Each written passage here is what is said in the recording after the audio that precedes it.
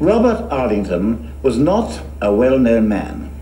That's to say, he always worked outside the realm of what might be considered the standardized arena of sociological recognition. To talk about his character and his life's work is to focus primarily on his aims and objectives as a scientist and urban theorist. This is because Robert Ardington was, as will become apparent, a product of his own working methodologies and his unusual approach to empirical investigation. Urban theorist is a term I use loosely, as it doesn't really constitute a recognized scientific term. Rather, it refers closely to the type of work with Ardington was associated, which is somewhat difficult to tie down to an established area of scientific endeavor. Now, this diagram, albeit not one of those produced by Ardington himself, but one of the X-ray group, which I continue to research today, illustrates the sigmoid weighting functions of both zovules R and F. Now, for the unscientific brain, a zovule is not a particularly common word. To fully comprehend the meaning of such a diagram, one must first understand that Ardington's preoccupation with the sigmoid weighting operating system was a paramount and certainly undiluted concern. Sigmoid, referring to the impact of the sun kinetism on the periaptic Laker paradigm, is seen, in this instance, to directly oppose with the clockwise and anti-clockwise curvature of cortex, which means, in these short terms, is that the geographical location of the observer varies according to what they wish to see. Plans of Paris and London become externally reproduced realities, in turn creating these binary effects within the observer's mind. Ardington also noted that by taking photographs at the exact moment of visiting a particular scene, it becomes possible to capture those realities as they're projected by the neurovisual cortex. This diagram shows the effect produced by stimulus in accordance with the sigmoid weighting function as we've just seen. The header reads spike strain output, but don't let that confuse you. What we have here is simply a graph to show how the stimulus placed across on axis X from O to L may, and indeed does, create pathways within the lower bench of the visual context. You may say, but how does this relate to the kind of binary diversion as epitomized by the sigmoid? You are not wrong at this point to hedge your bets, because even Ardington himself had problems with consolidating the two areas. In fact, it was not until he had measured the multi-threshold functions evident within Greenwich Village, New York City, in 1976, he began to express a solution. These small circular objects, what we call events, comprise the 11 by 13 grid, which you now see here. The input column on the left is the crux of Ardington's solution. The binary diversion appears toward the lower bench, and in so doing it becomes a seven-fold split. The sigmoid arbitrarily resides in the output column on the right, and this forms a floristic reap which actually turns back on itself. The problem with floristic principles like these is finally resolved, and Ardington seemed to have finally consolidated the adaptable systems.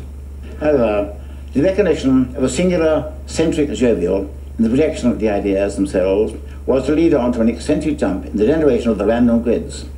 This we can see quite clearly in the 2 and 3 layer atomic clustering of the Gaussian kinetism shown here. It becomes apparent that observation of a given event, object or entity, is due primarily to the lower bench performing the function.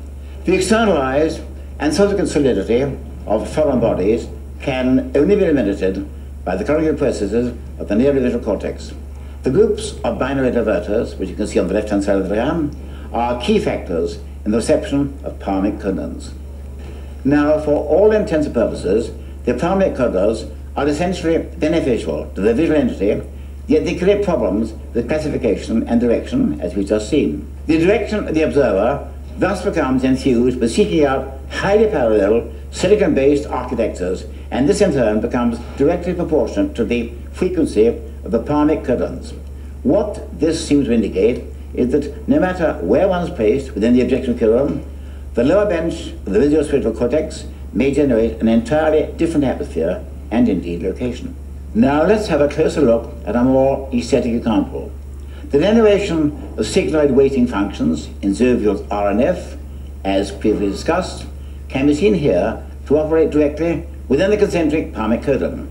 At first glance, the observer believes it to be either a telephone or a building. In the moment the rostral piriform performs a little trick, it becomes a grate on the side of a shop unit. Of course, photographs like these, I can call them photographs, are what Ardington considered his most important contribution to contemporary scientific research. But how were they constructed? Well, we don't really know. The basic principles of construction were only recently pieced together by the Exeter 8 group, and certainly some of the construction processes seem to work in accordance with the graphs and tables you've just seen. However, not all the puzzles are yet solved, and Exeter 8 are working hard to rediscover Ardington's unifying theory. One photograph which caused particular stir is this one. We can see faint outlines of buildings on opposite sides, and with what appears to be some sort of visual trick, we can see something which looks like it's forming in the middle. The photograph thereby precursors emergent categorization behavior models and the probabilistic quantum transfer to release properties of pediform synapses. So once again, we see how the lower bench predetermines the visual experience and predicts a fixed cell specificity towards the causal subcodon. So, following this line of thought, we come across this photograph, which appears quite geometrical in composition. Now, once again, we reiterate the very idea of composition. Since in his latter research, Ardington dealt almost entirely with dysynaptic link between the sigmoid weighting function and the so-called projections from the neurovisual cortex, the idea of composition itself is a contradiction in terms. The externally reproduced realities, as discussed earlier, are, according to Ardington, self-forming entities. The observer cannot measure anything without altering the immediate dysynaptic link, thereby altering the external reality. This symmetry between what's thought and what's seen gives us the assurance that our neural networking system is robust enough to permit more than one parametric recording for each site. So it looks like we, as viewers and observers, are well and truly off the hook in the parametric recording states. Ultimately, Ardington's tremendously detailed research with sigmoids, zervioles, and dysynaptic links was heading towards something bigger which he planned to reveal, but due to unfortunate circumstances was unable to do so before he died. In his last notes and diagrams, there's a strong emphasis on what he called the Orpus take, or the solution to all urban gradients. Some notes which accompany the drawing state the following: let Orpus A to Z be an instance of problem, and let X, or point C, be a neural network representing the metrics of the distance between cities. It's this kind of solution which really sums up Ardington's character: precise yet mysterious, lost yet enlightened. That's all from me. Goodbye.